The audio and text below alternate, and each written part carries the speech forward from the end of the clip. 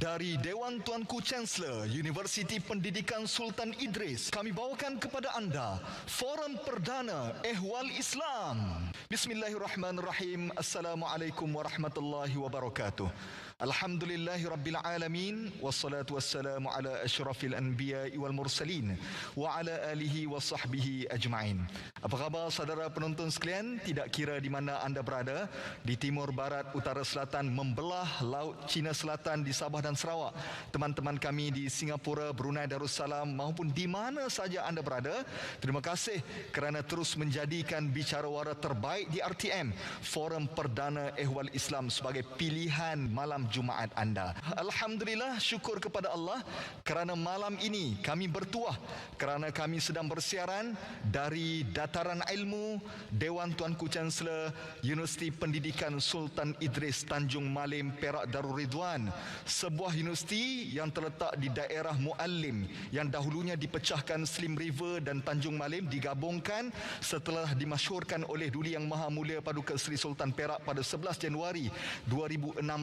Dan daerah ini dikenali sebagai daerah pendidikan kerana adanya Universiti Pendidikan Sultan Idris 100 tahun lamanya, bermula daripada 1922 membawa kepada 1957 atas nama Sultan Idris Training College. Kemudian ia berpindah nama kepada MPSI, kemudian dinaikkan sebagai IPSI dan kini dikenali sebagai Universiti Pendidikan Sultan Idris. Apa khabar warga UPSI? Alhamdulillah, anda boleh dengar semangatnya mereka. Tengok wajah-wajah yang ada di hadapan kita.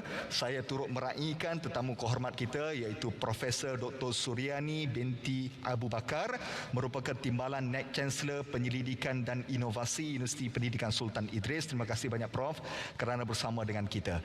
Baik, para hadirin sekalian, apabila kita masuk universiti, tajuk kita nak bincang tentulah tentang ilmu dan budaya ilmu. Secupak jadi segantang. Nak tahu apakah sinopsis perbincangan dan siapakah panelis yang bersama dengan kita?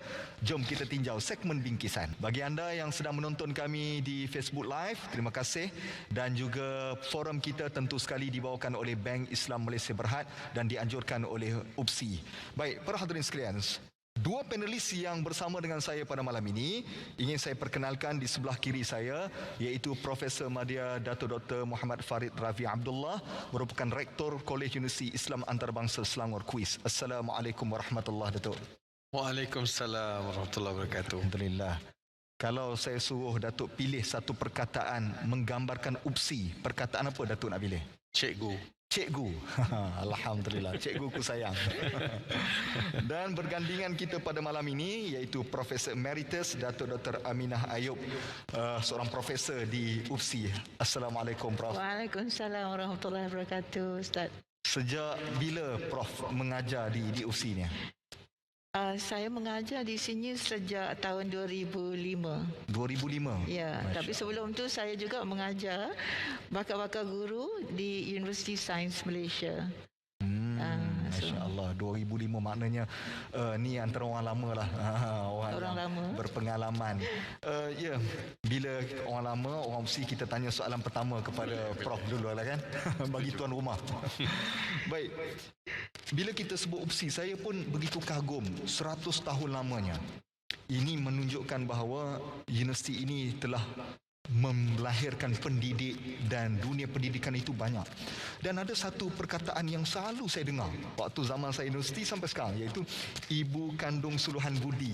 Mungkin Prof boleh sentuhkan apa kaitan di antara ilmu dan budi yang dimertabatkan oleh universiti ini sendiri, Prof? Terima kasih Ustaz Moderator. Saya akan cuba huraikan mengenai dengan hubungan ilmu dengan budi, ya. Ilmu ini ialah maklumat, ya, yang terangkum di dalamnya ilmu pengetahuan yang telah dipersetujui oleh para ilmuwan, ya, bahawa itu adalah ilmu. Dia bukannya maklumat sahaja. Maklumat ni kita boleh hafal, tapi ilmu adalah sesuatu yang kita faham, yang kita boleh hubungkan dengan sesuatu yang lain. Jadi ilmu itu adalah maklumat yang mendalam, yang kita hayati, yang kita faham hubung kaitnya dengan ilmu-ilmu yang lain, maklumat-maklumat yang lain, ya. So itu ilmu, ya. So ilmu itu adalah memang kalau kita dalam Al-Quran kita sebut sebagai hikmah, ya. Dan hikmah itu adalah anugerah Allah kepada manusia, ya.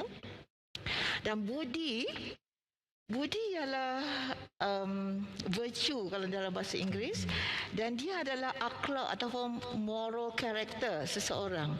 Dia mencerminkan sifat seseorang itu yang tahu membezakan antara yang baik dengan yang buruk. Ya, so jadi orang yang berbudi itu adalah orang yang mempunyai ilmu dan boleh menggunakan ilmu dan mengawal perasaan dia untuk memilih yang baik dan menolak yang buruk. So jadi itu adalah budi. Jadi orang yang berbudi adalah orang yang sentiasa melakukan kebaikan, mempunyai akhlak yang baik dan akhlak yang mulia, di sisi masyarakat dan juga di sisi Allah Subhanahu Wa Taala. Masya Allah.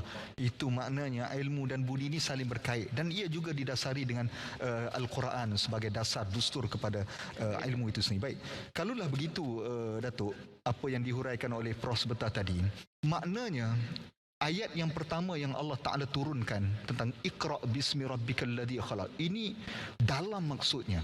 Kadang-kadang saya berfikir, kenapa Allah tidak menurunkan ayat tentang solat, tentang ketuhanan, tentang akidah, tentang syariat, tapi memilih Iqra' sebagai kata dasar awal yang Allah Ta'ala turunkan. Sebagai profesor dalam bidang tafsir lah, apa yang Datuk boleh huraikan tentang falsafah Iqra' itu sendiri? Terima kasih Ustaz Hariri, tidak lupa kepada Profesor Emeritus Datuk Dr. Aminah Ayub. Dif-dif kehormat, tuan-tuan puan-puan, para penonton yang saya kasihi sekalian.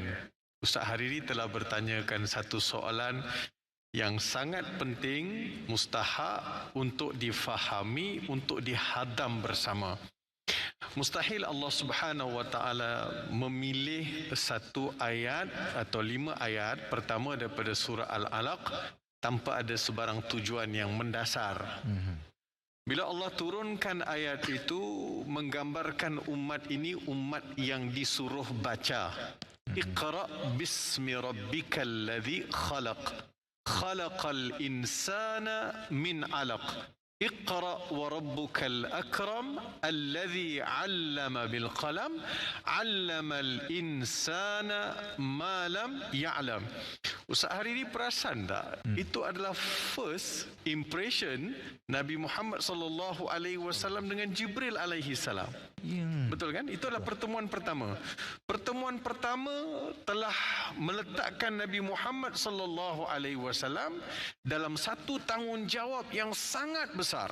Allah berfirman dalam ayat yang saya bacakan tadi, surah Al-Alaq 1 hingga 5. Allah sebut, bacalah Muhammad, baca dengan nama Tuhan yang menciptakan, menjadikan manusia dari segumpal darah. Bacalah, dan Tuhanmu adalah sangat pemurah, mengajar manusia dengan pen atau kalam, mengajar manusia apa-apa yang manusia tidak ketahui.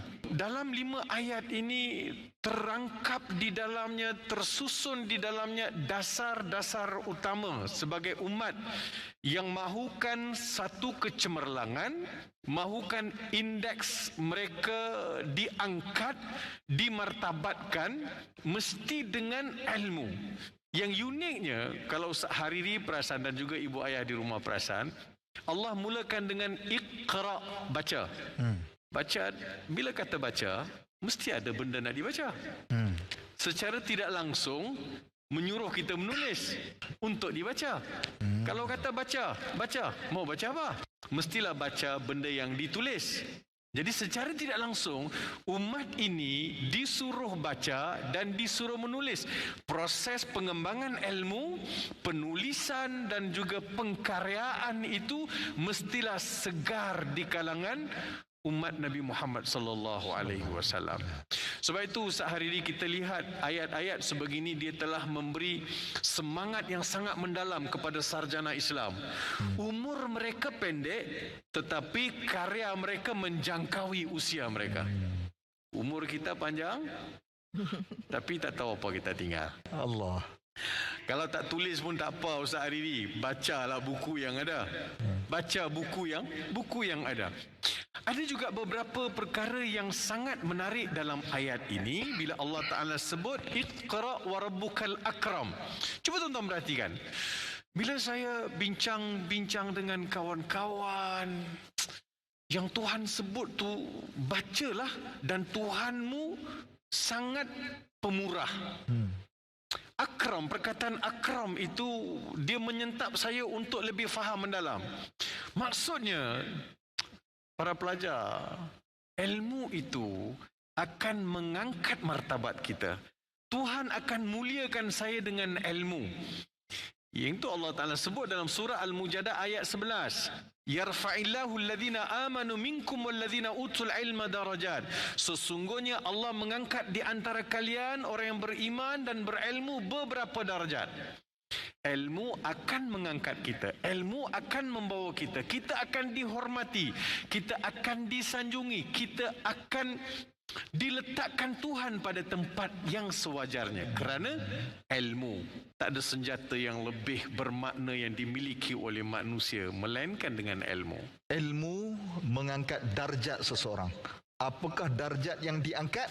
Pusingan kedua kita akan bahaskan bersama dengan kedua-dua panelis kita. Jangan ke mana-mana, sebentar lagi kami akan sambung perbincangan kita Secupak Jadi Segantang. Bertemu selepas ini.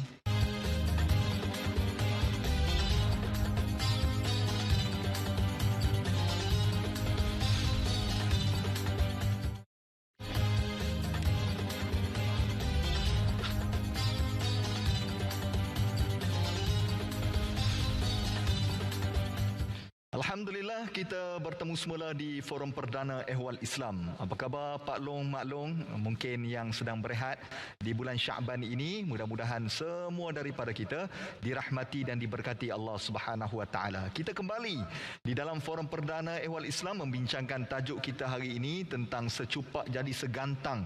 Kita bicara tentang budaya ilmu sempena dengan 100 tahun Universiti Pendidikan Sultan Idris. Baik, saya nak kembali semula kepada perbincangan kita kepada Datuk Dr. Farid Ravi terlebih dahulu. Datuk, saya ketika mana sedang menyediakan soalan forum ini, saya terlihatlah satu video yang viral tahun 2015 tentang waktu keputusan Viva Dr. Muhammad Farid Ravi di University of Jordan dibacakan.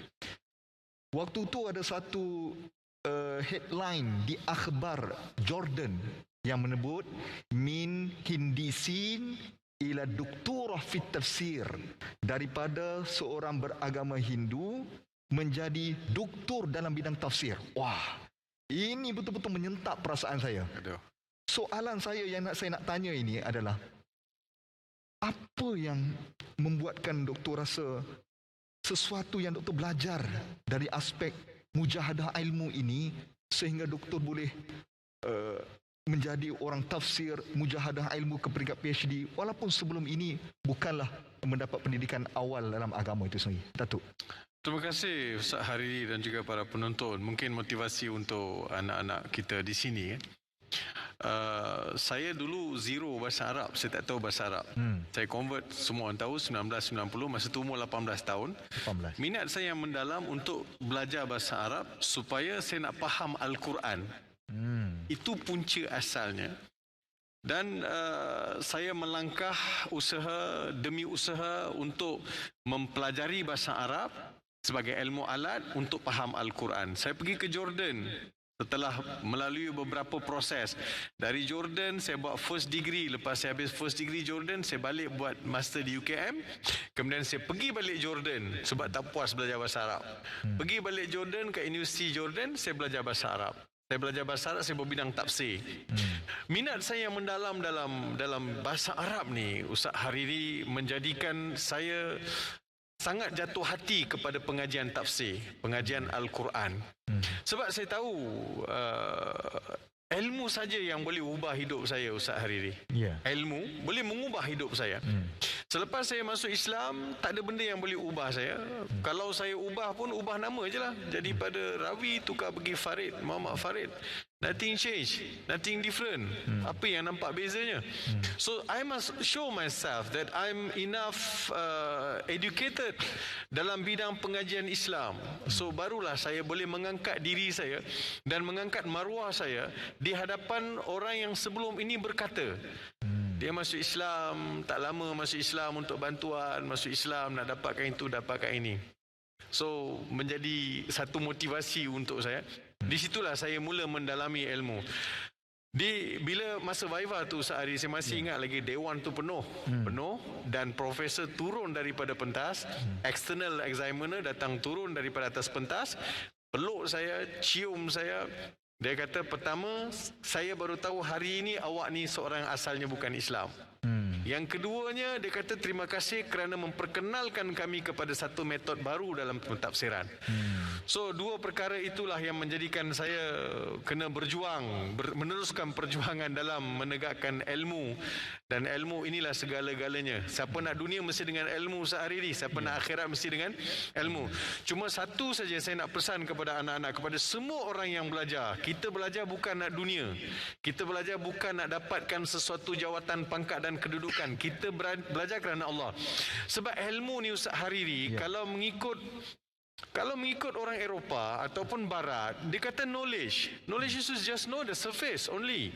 Kalau ilmu mengikut falsafah Islam, ilmu dia mesti menyampaikan seseorang yang belajar itu kepada pencipta ilmu tersebut. Katakan Ustaz Hariri belajar fizik. Kalau fizik itu tak bawa you jumpa kepada Tuhan, pemilik fizik tu, nothing lah. You belajar sains, you belajar maths, you belajar sejarah, you belajar apa saja subjek belajar, mesti mencetuskan kesedaran you mengenai Tuhan. To having the God conscious. Dhamirun aiqadhathu khasyatullah. Naluri fitrah yang hujurnya disedarkan adanya Tuhan. Itu yang paling penting dalam ilmu. Sebab itu Allah bertanya dengan manusia, qul hal yastawi alladhina ya'lamuna wal ladzina la ya'lamun. Tanyakan kepada mereka Muhammad, sama tak orang yang berilmu dengan orang yang tidak berilmu? Tak sama. Kelak orang yang berilmu akan duduk di tempat yang paling mulia dekat akhirat berbanding dengan orang yang tidak berilmu. Imam Ahmad, ingat tak? Ya. Siapa tu? Terkejut tadi. Tak. Jawab tu tadi satu nafas. Kenal kan? Imam Ahmad bin Hanbal, dia kena seksa dalam penjara. Sebab Mu'tazilah paksa dia suruh cakap Quran itu makhluk. Dia tak nak cakap Quran itu makhluk. Dia mempertahankan Al-Quran itu mukjizat azali, bukan kalam manusia, bukan makhluk. Dia dipukul, diseksa dalam penjara, dia pertahankan kata-kata dia sampai lelaki yang pukul dia, penjaga penjara ataupun yang menghukum orang dalam penjara ni kata, wahai imam, katakanlah secara pura-pura bahawa Quran ini makhluk. Tak sampai hatiku melihat kau diseksa. Imam Ahmad ada mengungkapkan satu kata-kata selayaknya tulis dengan tinta emas. Dia kata, idza sakatal alimu wal jahilu yajhal famata yatabayyanul haqq. Kalaulah si jahil itu bermaharajalela dan si alim itu berdiam diri memeluk tubuh, bilakah akan tertegaknya kebenaran? Kebenaran itu ada pada orang yang berilmu. Ada satu benda kefahaman yang sedang berlegar di luar sana yang mengatakan bahawa tak belajar tinggi pun tak apa, yang penting kita nak kaya. Kalau belajar masuk universiti pun bertambah hutang je pun, menyusahkan hidup. Dan ia ditambah lagi dengan penunjulan imej yang ada di media sosial, menyebabkan anak-anak muda tidak minat untuk belajar di institusi pengajian tinggi. Mungkin Profesor Datuk boleh meluruskan kembali kefahaman ini, Datuk. Itu soalan yang sangat baik ya, terutama untuk pelajar-pelajar dan yang lepasan sekolah yang mungkin mempunyai pandangan seperti apa yang Ustaz cakapkan tadi ya. Ada pelajar yang telah lepas habis sekolah, dia terus tak mau langsung meneruskan pengajian. Seperti Ustaz katakan tadi, buat apa lagi nak belajar? Lebih baik bekerja dan cepat dapat duit ya. Cepat dapat gaji. Padahal ilmu itu kita mesti cari, kita mesti tuntut, kita mesti pelajari. Dan selepas sekolah, peringkat yang seterusnya ialah IPT, ya, Institut Pengajian Tinggi dan juga universiti. Jadi mereka disediakan, kalau tak mampu disediakan dengan bantuan pembelajaran seperti PTN dan sebagainya, ya. So, jadi saya rasa sikap yang begini perlu kita cuba nasihat supaya dia tak menjadi wabak macam pandemik ini, ya. Jangan jadi wabak begitu. Bahawa belajar itu sepanjang hayat, bukan saja lepas sekolah. Tambah-tambah lagi selepas sekolah ini, kerana apa yang dia belajar di sekolah memang tak cukup untuk bekalan hidup pada masa hadapan dan untuk menghadapi dunia yang begitu mencabar hari ini dengan kecanggihan ilmu dan juga teknologi dan saintifik. Mereka perlu meningkatkan ilmu, perlu terus mau belajar dan tidak perlu fikirkan tentang nak jadi kaya ke, nak cari duit ke di peringkat yang awal ini. Penuntut ilmu memang bagi setengah-setengah pelajar, ya, dia rasa sukar, tapi kita kena ada kesabaran sebab ilmu tak boleh masuk begitu saja. Dia mesti kita mentelaah dia dengan begitu rajin, dengan penuh hati dan perasaan cintakan ilmu tu, ingin tahu. Jadi dengan itu kita akan dapat menguasai ilmu. Orang saintis terutamanya menyelidiki sesuatu fenomena atau kejadian tu bertahun-tahun baru nak dapat penemuan atau jumpaan hasil mengapa fenomena ini berlaku dan sebagainya. So, jadi mereka begitu sabar untuk terus mengkaji sehinggalah mereka dapat mencari ataupun dapat jawapannya. Jadi menuntut ilmu tidak boleh berhenti selepas sekolah. Mesti disambung, ya. So, jadi saya rasa kalau ada ibu bapa di sini dan di kalangan para penonton sekalian, tolong beritahulah, ya, anak-anak kita, nasihatkan supaya mau mencari ilmu, suka menuntut ilmu, kerana seperti Datuk tadi dah cakap bahawa orang yang berilmu itu memang boleh diangkat darjatnya. Orang yang berilmu itu adalah orang yang mempunyai martabat yang tinggi, ya, dalam masyarakat dan juga di sisi Allah Subhanahu Wa Taala. Jadi saya rasa janganlah kita menggalakkan anak-anak kita selepas sekolah walaupun dia tak berjaya mencapai grade yang sangat baik ke dan sebagainya, tetapi dia kena terus belajar. Jangan terus nak pergi bekerja, kerana kita takut pada masa hadapan, generasi masa hadapan akan mempunyai pemikiran yang rendah kerana ilmu yang tak cukup, ya? Ilmu yang rendah akan menjadi fikiran yang jumud dan tidak dapat mengikuti kemajuan dan perkembangan apa yang berlaku di dunia hari ini. Ilmu ini adalah pelaburan yang tiada nilainya, yang Betul. lebih besar daripada apa yang kita gambarkan. Baik, kita akan berehat sekali lagi. Sekembalinya nanti, saya nak bagi ruang kepada penonton kita yang berada di dawan ini untuk bertanya soalan. Sebab dia orang tengok saya, dia kata Syed Ustaz je tanya, kami pun nak tanya juga. Nantikan soalan mereka, kita kembali selepas ini.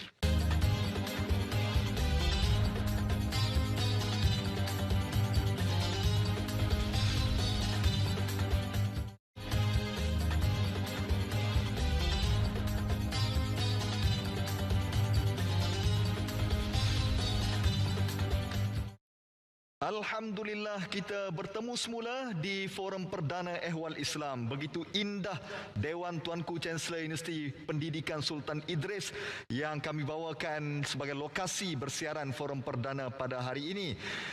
Bagaimana penonton di Dewan ini, masih okey? Alhamdulillah. Oleh kerana mereka semangat, saya lagilah bersemangat. Baik, seperti mana saya janjikan, pada pusingan ini saya nak bagi ruang kepada penonton kita untuk naik ke pentas untuk bertanyakan soalan kepada panelis kita. Orangnya pun telah bersiap siaga di atas pentas kita. Assalamualaikum warahmatullahi tuan. Waalaikumsalam warahmatullahi wabarakatuh. Nama tuan? Musa bin Jaafar. Okey, Tuan Musa. Tuan Musa bekerja di UPSI ni di bahagian mana? Saya bertugas di Pusat Ulul Albab. Masya Allah. Ni kira Al-Fadhil Ustaz Musa lah ni. Pusat Ulul Albab. Baik. Al-Fadhil Ustaz, mungkin Ustaz ada nak tanyakan apa soalan yang berkaitan dengan tajuk kita, silakan. Ya. Saya ada satu soalan. Soalan saya berbunyi, faktor penting keberkatan ilmu ialah adab. apakah Datuk lihat pelajar sekarang kurang beradab atau adab ditafsirkan mengikut zaman, dan apa adab-adab sewajarnya dilakukan oleh pelajar-pelajar? Wah, Sekian. ini satu soalan yang sangat baik tentang adab pelajar-pelajar sekarang. Kalau Ustaz Musa lihat sikit, kalau pelajar-pelajar UPSI macam mana dia punya kualiti adab dia? Setakat daripada pengamatan saya, adab pelajar UPSI sangat baik. Masya Allah. Prof Suryati duduk pegang, janganlah cakap.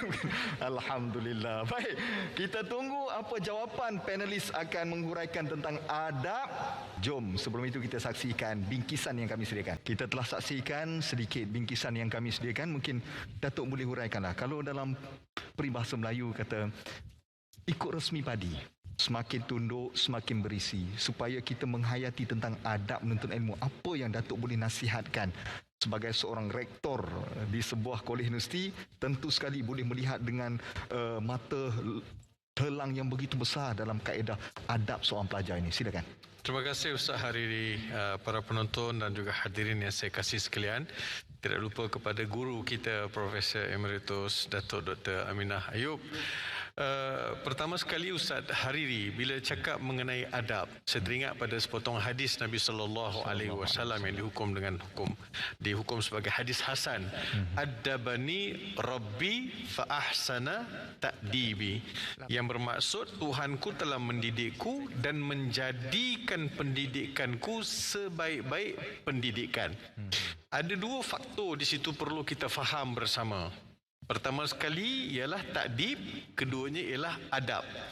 Takdib ni dalam bahasa Inggeris dengan izin, the process of education to nurture the mind, ataupun dia kata adabani, pertama sekali adabani, the aim of education to produce man with adab.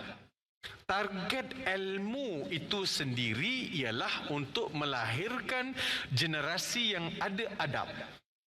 Kalau you ada ilmu tapi tak ada adab, maksudnya you telah merendahkan ilmu yang you ada. Dalam sepotong ayat Allah Subhanahu wa taala berfirman, "Qul hal yastawi alladhina ya'lamuna wal ladhina la ya'lamun." Wahai Muhammad, tanya kepada mereka, sama atau tidak orang yang berilmu dengan orang yang tidak berilmu? Orang yang ada ilmu, ada bekalan ilmu, maka dia akan membawa watak yang baik. Itu yang pertama. Maksudnya produce man with adab. Adapun takdib, Ustaz Hariri, the process of education to nurture the mind, akal, iaitu akal, dan juga soul, iaitu roh. Akal diasuh, roh pun diasuh. Saya teringat sebuah buku yang ditulis oleh Profesor Harry Lewis. Bukan Hariri Lewis, Harry Lewis. Baru nak perasan. Profesor Harry Lewis ni dia 30 tahun berkhidmat di Universiti Harvard. Last post dia sebagai dekan pusat pengajian siswa lah. Kita kata Dean of Postgraduate School. Dia tulis buku, judul dia Excellent Without a Soul. Kecemerlangan tanpa pengasuhan jiwa. Kalau bahasa mudah kita sebut tazkiyatun nafs. So dia mesti akal terasuh, budi pun terasuh, Ustaz Hariri. Untuk hujungnya kita nak dapat masyarakat yang terisi dalam hati perut mereka 4 sifat. Sebab yang tadi tu Nabi kan, Allah asuh Nabi, didik Nabi. Hujungnya Nabi jadi apa? Ada 4 sifat pada Nabi. Siddiq, fatonah, tabligh, amanah. Adab ni tuan-tuan, kita kadang-kadang Ustaz Hariri pelik. Adab makan, baca doa, basuh tangan. Masuk rumah adab kaki kanan. Nak masuk rumah bagi salam. Kita nampak very cosmetic. You just you hidupkan suasana kosmetik, tapi dalam jiwa you kosong. Kita nak kelak generasi yang diasuh di universiti untuk college universiti di Malaysia ini lahir dengan jiwa yang terasuh. You letak dia dekat mana pun, dia akan bawa baik. Dia akan membawa kepada kebaikan. So dia tahu adab dengan Tuhan, dia tahu adab dengan guru, dia tahu adab dengan universiti, dengan pokok, dengan sungai, dengan tanggungjawab yang diberikan. Kelak bila dia pegang jawatan-jawatan penting dalam negara, dia tahu bahawa dia adalah seorang yang mempunyai tanggungjawab amanah yang sangat-sangat besar. So ini yang dimaksudkan dengan adab yang dibina dalam peribadi, individu, pelajar-pelajar yang terasuh. Kalau saya tanya Ustaz Hariri, hari ini nampak terhakis atau tidak adab? Ustaz Hariri, kita zaman Nabi SAW tak ada opsi, tak ada kuis, tak ada universiti besar ni, tak ada. Tapi manusia baik ada tak? Ada.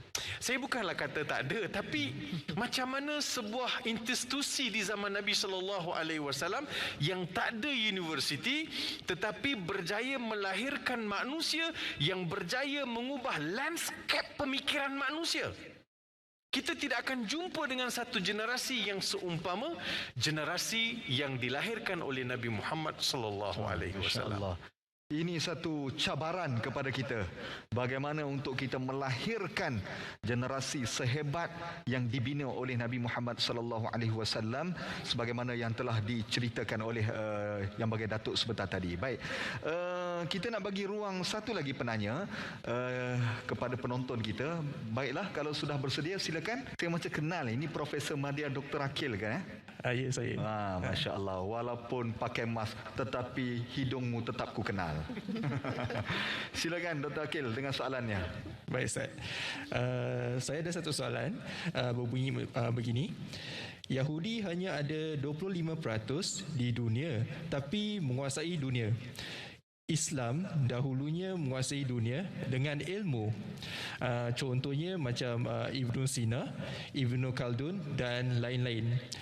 Apa sebab Islam tumbang dengan tamadun Barat dan apakah ada harapan Islam boleh kembali menguasai dunia? Baik, saya dapat soalan Dr. Akil itu. Terima kasih bagi doktor atas satu soalan yang sangat baik membuka minda kita. Begini Prof, saya ringkaskan. Dahulunya Islam menguasai dunia. Semua ilmu-ilmu hari ini sejarahnya bermula daripada kesarjanaan Islam. Kemudian timbul zaman Renaissance, kebangkitan Barat sehinggakan tamadun Islam tenggelam. Sekarang, apakah ada harapan kepada Islam untuk bangkit semula sebagai agama yang mendirikan ketamadunan ilmu? Saya rasa ini soalan yang menyebabkan saya rasa sebab kita hari ini memang rasanya macam sangat jauh ketinggalan sebagai orang Islam. Pada zaman dahulu memang masa zaman kegemilangan Islam itu ilmu itu digabungkan dengan iman, dengan ketakwaan kepada Allah SWT, maka dengan itu kita mendapat rahmat Allah dan segala pemikiran ahli-ahli saintis, ahli-ahli perubatan seperti Ibn Sina yang telah disebutkan, Al-Khawarizmi iaitu seorang mathematician Islam yang terkenal pada zaman dahulu, Al-Biruni dan sebagainya, semua itu adalah para pemikir, para saintis, para arkitek, jurutera, ahli-ahli sastra dan sebagainya yang begitu maju dengan idea-idea dan falsafah mereka. Tetapi apabila masyarakat Islam sudah menjadi orang kata pada abad atau kurun ke-18 dan 19 ya, di mana masyarakat Islam tidak lagi menghayati, tidak lagi begitu kukuh iman mereka tidak lagi menumpu perhatian kepada ilmu tetapi menumpukan perhatian kepada perkara-perkara yang remeh-temeh dan tidak begitu menonjolkan kepada keilmuan, maka di situlah mulanya kejatuhan umat Islam. Jadi soalannya, Ustaz ya, macam mana kita nak boleh kembalikan kegemilangan tersebut? Bolehkah kita capai ya? Tetapi kita ada ilmuwan Islam yang mampu membawa agama Islam ini atau mampu membawa ilmu yang ada ini untuk menguasai dunia. Satu contohnya ialah sekarang ni kita ada Islamic banking system. this is the best idea saya rasa, this Islamic banking system ini. Hari ini di seluruh dunia mereka telah menggunakan Islamic banking. Di USA saja saya dapati terdapat 25 Islamic financial institutions yang sedang beroperasi. Ini semua adalah idea daripada orang Islam, daripada sistem perundangan dalam Islam tentang faedah, tentang interest, tentang riba dan sebagainya, ya. So tiga daripadanya yang ada di Amerika Syarikat itu ialah American Islamic Finance House yang top one, ya, dalam di Amerika. University Bank melalui subsidiary University Islamic Financial, dan the Harvard Islamic Finance Project. These are the three top operating Islamic banking system in America. Dan kita pun menggunakan Islamic banking. Di mana? Bank Islam Malaysia Berhad. Ya. Kan? Dan kemudian kita tubuhkan tabung haji. Ya, tabung haji ataupun lembaga tabung haji Malaysia itu juga menggunakan sistem Islamic banking dan Takaful Malaysia. Baik. So, jadi makna dia idea untuk membangunkan ilmu dalam bidang Islam ini yang berkaitan dengan Islam boleh kita capai jika kita ada kemampuan tersebut, insya-Allah. Baik, alhamdulillah, Terima kasih, Ustaz. ini juga satu cabaran kepada anak-anak di UPSI Uni untuk kita mengembalikan kegemilangan ilmu Islam itu sendiri. Pelajar-pelajar UPSI macam mana? Boleh sahut cabaran ini? Boleh, insya-Allah. Jadi kita tunggu depan ni akan ramai lagi ni profesor-profesor hebat. Bakal Perdana Menteri pun saya ada nampak dah wajah-wajah mereka ni, insya-Allah. Baik, kita akan berehat sekali lagi. Sekembalinya nanti kita akan buat kesimpulan di atas forum kita malam ini. Kita berehat seketika.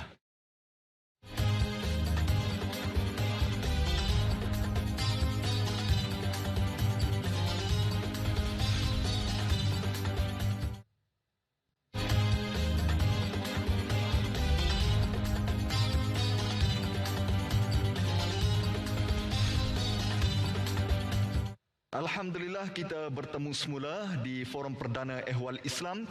Kita sudah sampai di penghujungnya. Walau bagaimanapun, kita akan buat kesimpulan bagi pelan tindakan apa yang perlu kita buat dalam kita memperkayakan budaya ilmu bagi masyarakat dan negara kita. Baik, saya nak mulakan terlebih dahulu kepada Profesor Emeritus Datuk untuk membuat kesimpulan kepada forum kita. Silakan, Datuk. Akhir sekali saya ingin mengatakan bahawa menuntut ilmu itu adalah kunci utama keberkatan dalam hidup kita. Ya. Jika kita hidup tanpa ilmu, umpama kita adalah orang yang tidak ada budi dan budi budaya kita sendiri, maka kita perlulah mempunyai ilmu. Dan bagi pelajar-pelajar sekalian, jangan malas menuntut ilmu. Ya, ilmu ada di mana-mana, bukan hanya di dalam buku. Ya, dalam forum macam ini pun kita boleh belajar pelbagai ilmu dan kita boleh mendapat ilmu yang berguna. Ya.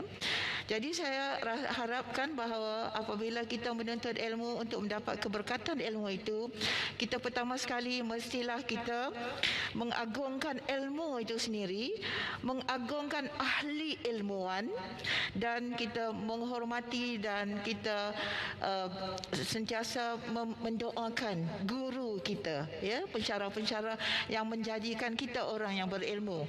Bila kita datang ke universiti ini, pasang niat, ya, untuk mendapat faedah ilmu tersebut, ya. Niat setiap kali kita masuk dewan kuliah, niat untuk kita dapat sesuatu ilmu yang bermanfaat dalam hidup kita. Saya rasa itulah nasihat saya kepada pelajar-pelajar yang hadir pada malam ini, supaya mereka sentiasa prihatin dan peka bahawa mereka sekarang menuntut ilmu dan dengan izin Allah, ilmu yang bermanfaat dapat kita capai, insya-Allah. Allahuakbar.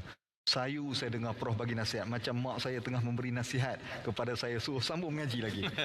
Selepas kita dengar ibu bercakap, ayah pula bagi nasihat. Silakan, Datuk. Ni ayah paling muda di atas planet bumi. Terima kasih Ustaz Hariri, terima kasih kepada Profesor Emeritus. Dia, Saidina Ali ada sebut sebagai satu benda yang saya rasa motivation lah untuk kita semua, kan. Orang, kalau seseorang itu kumpul harta, sampai mati dia kena jaga harta dia. Tapi kalau seseorang itu dalam hidup dia kumpul ilmu, sampai mati ilmu akan jaga dia. Kalau kita kumpul harta, kita kena jaga harta sampai mati. Kalau kita kumpul ilmu, ilmu akan jaga kita sampai mati. Adapun ilmu itu adalah lukisan keadilan yang dicerminkan dengan kearifan seseorang. Seterusnya, saudara dan saudari, ilmu itu mesti membawa kita kepada ahsanul khaliqin, sebaik-baik ciptaan Tuhan. Ustaz boleh ambil gajah di hutan, ajar dia sarkis, berdiri atas bola. Tapi bila kita lepaskan balik dalam hutan, dia tak boleh ajar kawan-kawan dia berdiri atas bola. Hanya manusia saja ada kuasa mencerap ilmu dan menyampaikan ilmu dan menilai ilmu. Jadilah orang yang cerdik pandai, belajar sungguh-sungguh sepenuh hati. Saya meletakkan harapan yang sangat tinggi kepada saudara dan saudari yang bakal menjadi pengubah kepada masa depan tanah air. Baik. Akhirnya Datuk dan juga Prof, mungkin saya nak mohon kepada Datuk Dr. Farid untuk membacakan doa sebagai kita berdoa pada malam ini supaya kita menjadi orang yang suka menuntut ilmu dan orang yang cintakan ilmu. Silakan Datuk. Bismillahirrahmanirrahim. Alhamdulillahi rabbil alamin, wassalatu wassalamu ala asyrafil anbiya'i wal mursalin, Sayyidina Muhammadin wa ala alihi wa sahbihi ajma'in. Ya Allah, ya Tuhan kami, di penghujung forum perdana pada malam ini, kami menadah kedua tangan kami ke hadrat-Mu ya Allah, mohon limpah kurnia, belas ihsan dan kasihan daripada-Mu ya Allah. Ampunkanlah dosa-dosa kami ya Allah, dosa kedua ibu bapa kami, dosa anak cucu kami, sanak saudara kami, sahabat andai kami. Ya Allah ya Rahman ya Rahim, Kau jadikanlah kami insan-insan yang cintakan ilmu. Dengan ilmu dapat kami mendekatkan diri kepada-Mu ya Allah. Dengan ilmu berilah kami kekuatan untuk merubah masa depan yang lebih baik ya Allah. Ya Allah ya Rahman ya Rahim, kami yakin dengan ilmu lah kami dapat majukan diri kami dan juga negara yang kami cintai ini. Kalau ada salah silap sepanjang majlis ini, kami mohon keampunan daripada-Mu jua ya Allah. Rabbana atina fid dunya hasanah wa fil akhirati hasanah wa qina adzaban nar. Wa sallallahu ala sayyidina Muhammad wa ala alihi wa sahbihi wa baraka wa sallam. Subhana rabbika rabbil izzati amma yasifun. Wassalamun alal mursalin walhamdulillahi rabbil alamin.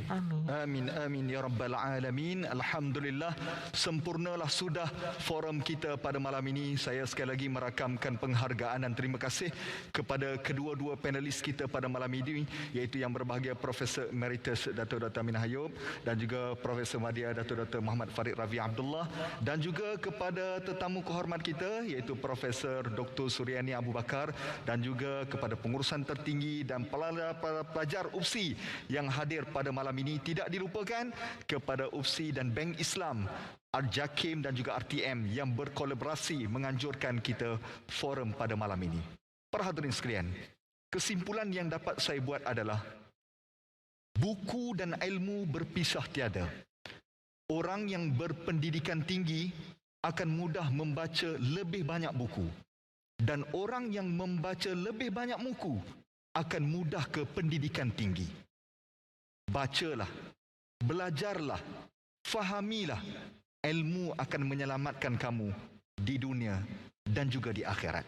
Mudah-mudahan ia memberi manfaat kepada kita semua. Secupak jadi segantang. Saya Ustaz Hariri, jumpa lagi. Assalamualaikum warahmatullahi wabarakatuh.